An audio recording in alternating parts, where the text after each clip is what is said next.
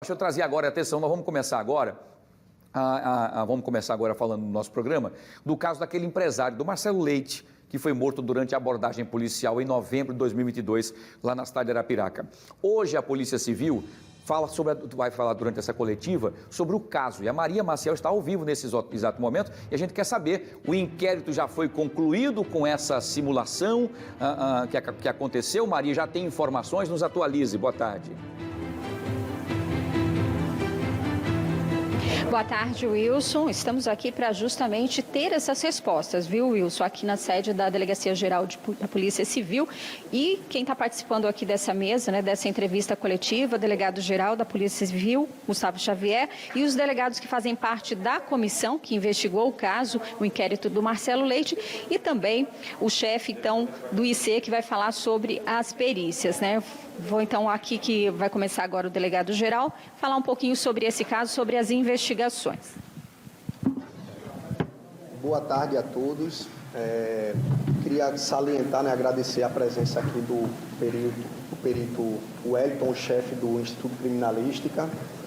E a gente passa a falar sobre o fatídico que aconteceu no mês de novembro de 2022. E vou expressar aqui o entendimento da comissão de delegados após análise do trabalho da perícia. Foram 7 peritos que se debruçaram sobre o fato e fizeram um trabalho excelente na cidade de Arapiraca, reproduzindo os fatos acontecidos no mês de novembro. E com isso, a comissão entende, verifica os indícios suficientes e a prova da materialidade do fato.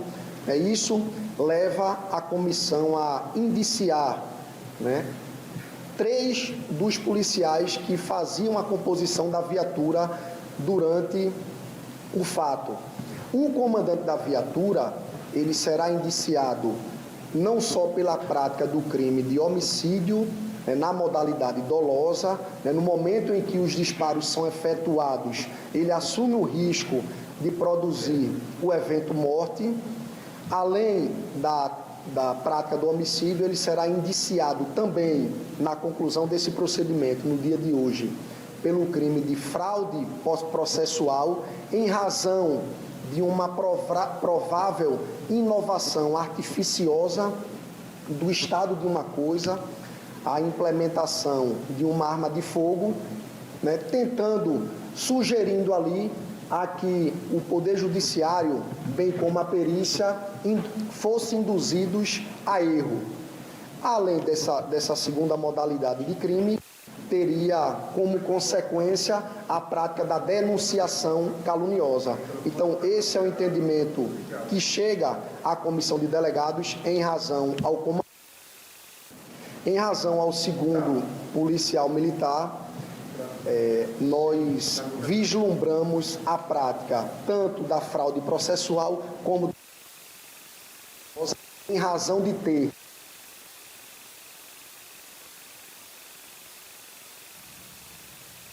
aqui narrados de conhecimento da imprensa. E em razão ao terceiro participante da viatura, este será indiciado apenas pessoal.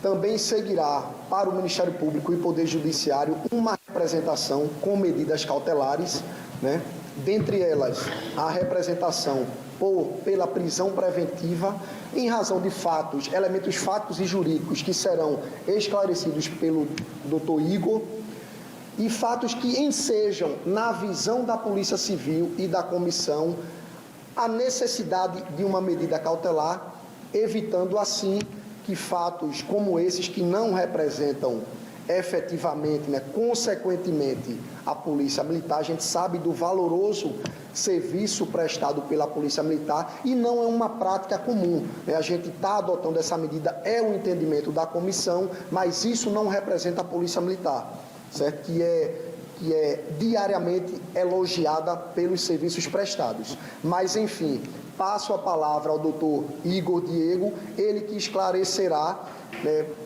para a imprensa e para a sociedade alagoana todos os elementos jurídicos e fáticos desde o dia do fato até hoje, a conclusão do procedimento e encaminhamento das peças ao Ministério Público.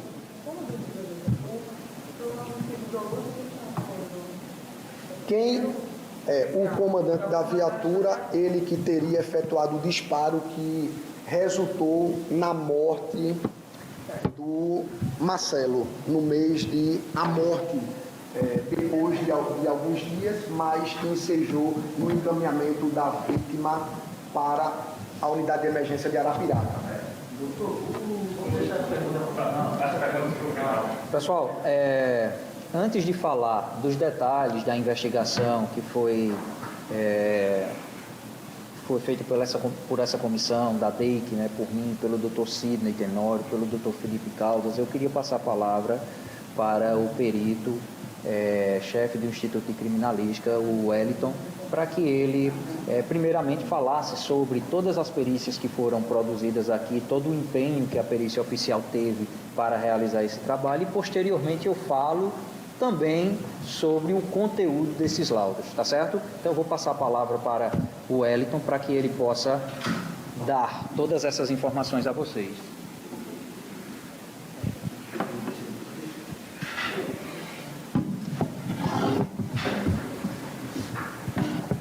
Então, boa tarde a todos. Nós fomos demandados, o Instituto de Criminalística foi demandado pela Polícia Civil em duas áreas. A seção de crimes contra a pessoa, da seção de perícias externas, e balística forense. Fizemos 5 exames periciais, sendo eles 3 de balística forense, 2 eficiências, uma num revólver calibre 38, uma eficiência numa carabina e um confronto balístico entre uma pistola .40 e um elemento de munição encontrado no veículo Creta. Certo? Essas foram as 3 perícias de balística. De crimes contra a pessoa, fizemos uma constatação de ação violenta no veículo Creta, onde foi realizado um levantamento, foram constatadas as trajetórias dos disparos efetuados por integrantes das 2 viaturas, certo? Nesse exame foi coletado um elemento de munição e foi positivo, um confronto positivo com a pistola, certo? O elemento de munição, o fragmento de projétil encontrado, coletado na vítima, não era passível de confronto balístico, então não foi efetuado o confronto balístico entre a carabina e o fragmento que constava nos relatórios médicos, certo? E por fim, nós realizamos uma reprodução simulada, agora no último 14 de janeiro, certo? Fechando os trabalhos, foi designada uma equipe com cerca de 7 peritos, realizamos um trabalho bem minucioso, passamos cerca de 1 mês estudando o caso, planejando essa reprodução simulada, utilizamos um drone na execução dessa reprodução simulada, foi feito, não precisou fazer croquis, nós utilizamos imagens aéreas e a equipe se debruçou, se esforçou ao máximo para entregar um brilhante trabalho, um material robusto, com prova técnica para contribuir com um material rico à persecução penal.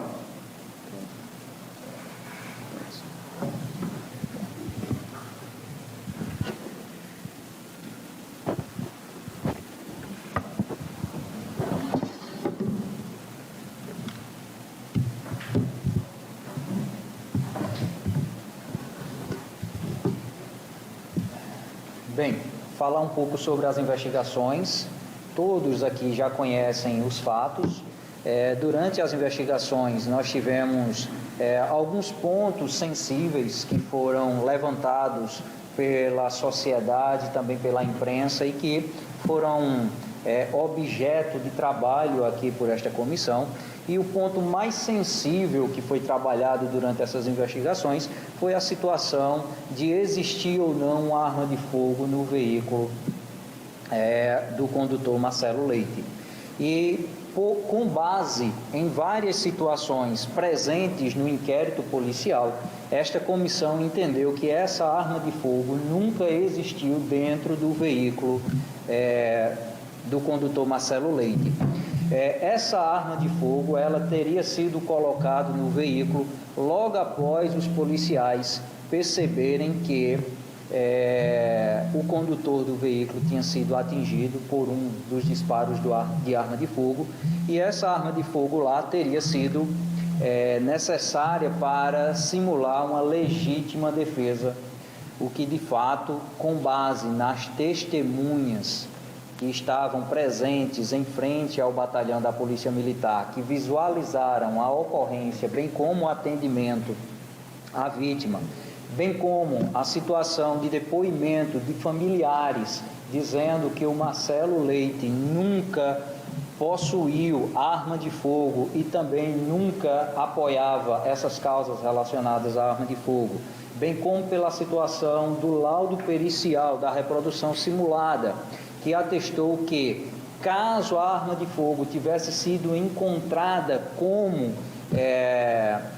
foi falado pelos policiais militares, onde o policial que encontrou teria bradado, teria gritado o código 248, que é o código que se refere ao encontro de arma de fogo, as testemunhas na localidade em que estavam poderiam ter ouvido, o que de fato isso não aconteceu, como ficou completamente estabelecido no laudo de reprodução simulada. Outro ponto bastante importante que o laudo de reprodução simulada trabalhou foi a questão de, no momento em que o veículo do Marcelo Leite se deparou frente a frente com as viaturas, os policiais militares, 2 dos policiais militares, alegaram que viram o condutor do veículo, que era do sexo masculino, portando uma arma de fogo. A perícia conseguiu constatar que, nas condições de luminosidade, bem como pela película do veículo, que era um vidro fumê, era possível sim visualizar o condutor se ele estivesse portando qualquer objeto. No entanto, a perícia em momento nenhum afirma que ele estava portando uma arma de fogo. A resposta da perícia é sim, seria possível. Caso ele estivesse portando, seria possível visualizar. No entanto, em nenhum momento a perícia atesta que ele estava portando uma arma de fogo. Então, diante de todos esses argumentos que foram trazidos aqui, a comissão entendeu que, de fato, essa arma de fogo ela não existiu, não estava dentro do veículo do Marcelo e foi colocada ali, apresentada posteriormente na delegacia para justificar uma legítima defesa da situação. Com a apresentação dessa arma de fogo na delegacia, já bem falou o delegado-geral, Dr. Gustavo Xavier, que além dos policiais que ali estavam incorrerem na fraude processual, alterarem a cena do crime, eles também devem responder por denunciação caluniosa. Isso porque transformou a imagem, maculou a imagem do condutor do veículo, transformando ele em uma pessoa que naquele momento estava praticando uma conduta criminosa, portando uma arma de fogo. Isso configura um crime chamado denunciação caluniosa. Então, diante desse cenário, esses, ao nosso ver, eram os pontos mais sensíveis durante a investigação e ficaram claros agora e resolvidos pela comissão de delegados. Outro ponto importante que é necessário esclarecer, como o doutor Gustavo Xavier já falou, é em relação às cautelares. O que são as cautelares?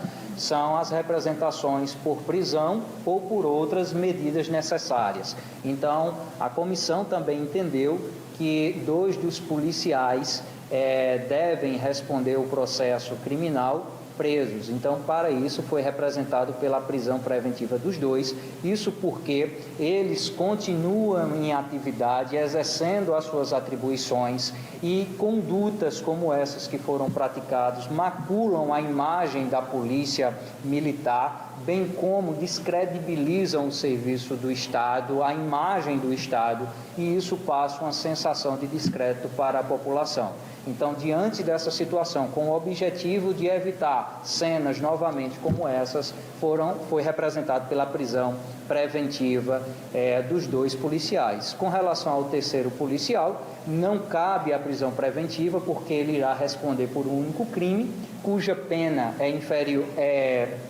não é superior a 4 anos e, por essa razão, não cabe a prisão preventiva. Então, para ele, foi representado pelo afastamento das atividades fins da Polícia Militar. Então, esses eram os pontos mais sensíveis e agora eu quero abrir a palavra tanto para o meu colega Felipe Caldas quanto para o delegado Sidney Tenório, caso queiram falar sobre algum ponto da investigação. Ficou bem esclarecido já. Sim, outro ponto importante, conforme o doutor Sidney Tenório pontuou aqui, é que os policiais que estão sendo indiciados são os policiais que participaram, que faziam parte da primeira guarnição, Pelopes 1. Os policiais da guarnição Pelopes 2 não irão responder por nenhum crime, uma vez que a comissão entendeu que eles não cometeram nenhum crime.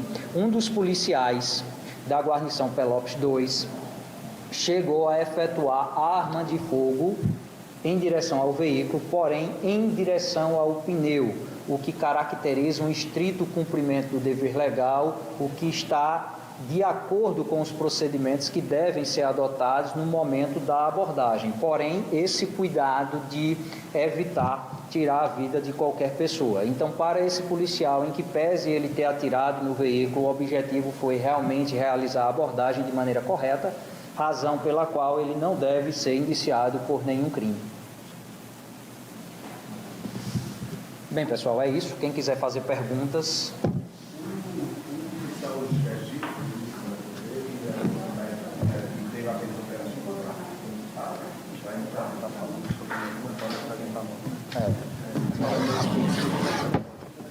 Com relação a nomes, pessoal, nós não vamos divulgar nomes, tá certo? Então, quiser fazer perguntas sem citação de nomes, isso não é só para esse caso, isso é para todo e qualquer caso do estado de Alagoas, tá?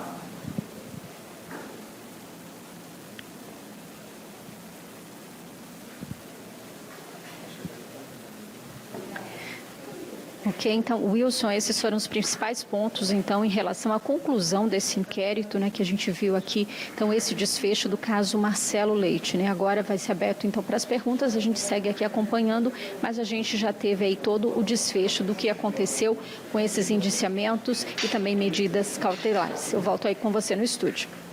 Muito bem, Maria, muito obrigado pela sua participação. Continua ainda trazendo mais detalhes e mais informações. A Maria deve entrevistar também o delegado e a comissão e a qualquer momento nós vamos atualizar para vocês. O mais importante é as informações que nós precisávamos saber e foi dito então aí pelo Gustavo Xavier, o delegado Gustavo Xavier, como também pelo Igor Diego, que é o coordenador da DEIC, né? Os três policiais envolvidos do primeiro Pelopes vão ser indiciados, né? Um primeiro afastamento das suas atividades fins, que seria o comandante, e os outros 2 policiais com prisão preventiva. E segundo informações da equipe que investigou o caso, o revólver não existiu. Vamos continuar acompanhando de perto.